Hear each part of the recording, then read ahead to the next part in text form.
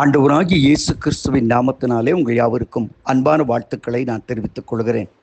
மற்றொரு இனிய காலை பொழுது உங்களை சந்திப்பதில் மிகுந்த மகிழ்ச்சி. இந்த நாள் உங்களுக்கு நன்மை உண்டாக கர்த்தர் உங்களை நினைத்தடுவாராக. என் அன்புக்குரிய சகோதர சகோதரிகளே, இந்த நாள் ஆரம்பிச்ச உடனே நம்முடைய உள்ளத்தில் பலவிதமான எண்ணங்கள், பலவிதமான போராட்டங்கள். யார் யாருக்கும் என்னென்னமோ நடக்குது. நல்ல நல்ல காரியங்களாக நடக்குது. திருமணம் ஆயிடுச்சு, ஏற்ற வேலையில் குழந்தை பேர் கிடைத்து விட்டது, வீடை கட்டிட்டாங்க, வேலையில் ப்ரமோஷன் வந்துடுச்சு. ஆனால் நான் இப்படி தானே இருக்கிறேன். என் வாழ்க்கையில் ஒரு நன்மை கிடைக்காதா? ஒரு நன்மை உண்டாகாதா? அன்னைக்கு நெகேமியா ஜெபித்த ஆண்டவரே நன்மை உண்டாக என்னை நினைத்தடும் என்று சொன்னது போல நான் கதறுகிறேனே என்று சொல்லி யோசிக்கலாம். அன்புக்குரியவர்களை வேத வசனம் சொல்லுகிறது, யாக்கோபு 1:17 நன்மையான எந்த ஈவும் பூரணமான எந்த வரமும் பரத்திலிருந்து உண்டாகி பிதாவின் ஜோதியிட தேவனிடத்திலிருந்து இறங்கி வருகிறது என்று சொல்கிறார். நன்மையான எந்த ஈவும் பூரணமான எந்த வரம் பரத்தில் உண்டாகி ஜோதிகளின் பிதாவினிடத்திலிருந்து இறங்கி வருகிறது. அதுக்கு முன்னாடி அவரிடத்தில் யாதொரு மாறுதலும் இல்லை. there's no partiality. அப்போ ஆண்டவர் பூரணமான நன்மைகளை தருகிறவர். சங்கீதம் 85:12 சொல்கிறது, கர்த்தர் நன்மையானதை தருவார். என் அன்புக்குரிய சகோதர சகோதரிகளே, இன்றைக்கு உங்களுடைய ஏக்கம் என்ன? உங்களுடைய சங்கீதக்காரன் சங்கீத 4 சொல்கிறான் அல்லவா, எங்களுக்கு நன்மையை காண்பிக்கிறவன் யார், எங்களுக்கு நன்மையை காண்பிக்கிறவன் யார் என்பதை போல ஒரு ஏக்கத்திலே நீங்கள் உட்கார்ந்திருக்கலாம். நம்முடைய தேவன் தீமைக்கான தேவன் அல்ல, அவர் நன்மையை உண்டாக்குறவன் என்பது வேதத்தில் திட்டமும் தெளிவுமாக சொல்கிறது. அப்படியானால் இன்றைக்கு நம்முடைய வாழ்க்கையில் காணப்படுகிற காரியங்கள் ஏன்? நன்மையை காத்திருந்தோம், நமக்கு தீமை வந்தது. எரேமியா தீர்க்கதரிசியின் புத்தகத்தை நாம் வாசிக்கும் பொழுது 7 அதிகாரம் 8 சொல்கிற, ஐயோ எங்களுக்கு தீமையின் மேலே தீமை வருகிறது, எங்களுக்கு சமாதானத்துக்கு காத்திருந்தோம், எங்களுக்கு வந்தது ஆபத்து, நாங்கள் ஆரோக்கியத்திற்கு காத்திருந்தோம், வந்தது நோவு என்றெல்லாம் சொல்லுகிறார். அப்போ ஏன் நமக்கு நன்மை உண்டாகலை? ஏன் நன்மையானது ஆண்டவர் செய்யலை? எனக்கு அருமையானவர்களே, நன்மை நம்முடைய வாழ்க்கையில் தொடர வேண்டுமானால், நன்மைகள் உண்டாக வேண்டுமானால், சங்கீதக்காரன் தன்னுடைய நெருக்கத்தின் மத்தியிலும் வேதனையின் மத்தியில் இவ்வண்ணமாக சொல்கிறான், கர்த்தர் என் மீட்பராய் இருக்கிறார், நான் தாட்சி அடையேன் என்று சொல்லிவிட்டு சொல்கிறான், ஜீவனுள்ள நாட்கள் எல்லாம் நன்மையும் கிருபையும் என்னை தொடரும். அப்போ நன்மை தொடரும்னா முதல்ல ஹூ இஸ் லீடிங் யூ? யார் உங்களை நடத்துகிறார்கள்? நீங்கள் தேவனால் நடத்தப்படுவீர்களானால் உங்கள் வாழ்க்கையில் ஒவ்வொரு காரியங்களையும் கர்த்தர் நன்மையாக செம்மையாக முடித்து தருவார். வேதம் அதைத்தானே சொல்கிறது.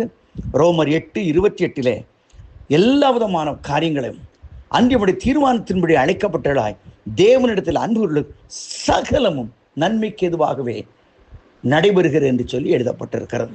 அப்போ ஆண்டவர் உங்களை நடத்துகிறவராக இருப்பாரானால் உங்கள் வாழ்க்கையில் நன்மைகள் தான் வருங்க.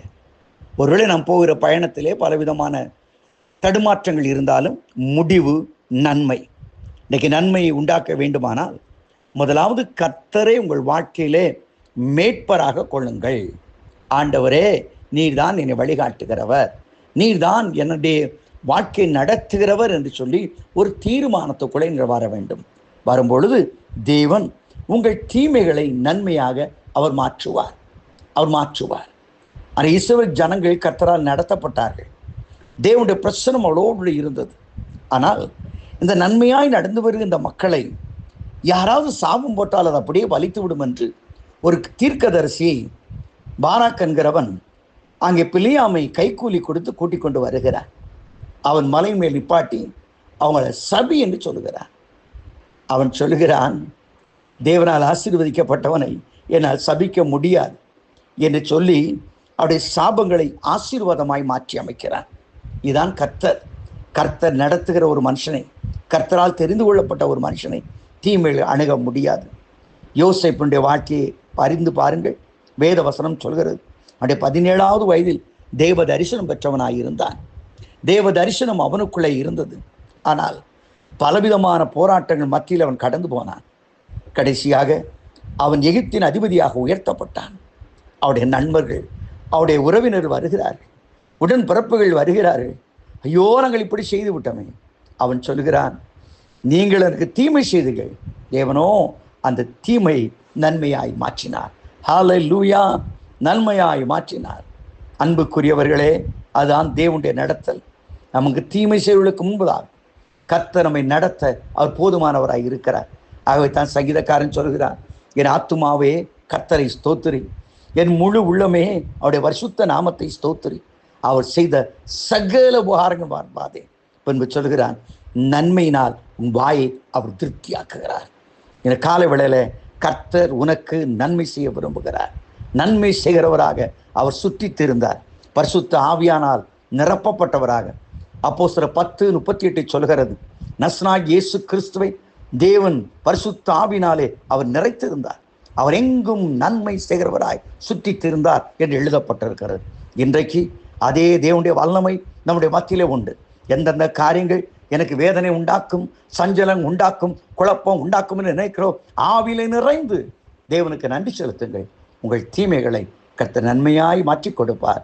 நன்மைகளினால் உங்கள் வாழ்க்கை அலங்கரிப்பார். அப்படிப்பட்ட ஒரு இனிய நாளாயிருக்க கர்த்தர் அருள் செய்வாராக.